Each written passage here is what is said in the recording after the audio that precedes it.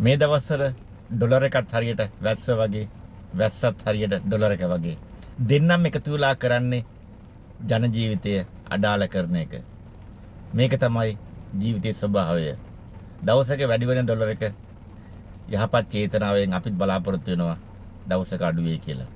මේ මිලිමීටර් 50, 100, 150, 200 වහින වැස්ස ජන ජීවිතයට බාධා ඇති වෙලා, ජන ජීවිතය දුක් ඇති වෙලා වැඩි වෙන වැස්ස අපි හිතනවා දවසක අඩු වෙලා ජීවිතේ යථා තත්වයටපත් වෙයි කියලා.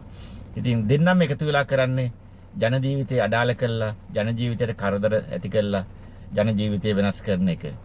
අපි සුබවාදීව හිතමු මේ වැඩිවන වැස්ස, මේ වැඩිවෙන ඩොලර් එක දවසක අඩු වෙලා යහපත් ජීවිතයක් සතුටින් ගතකරන්න, නිදහසේ ගතකරන්න, ජීවිතේ විඳින්න, විඳවන්නේ නැතුව උදා වෙයි කියලා සුබවාදීව හිතමු. ස්තුතියි.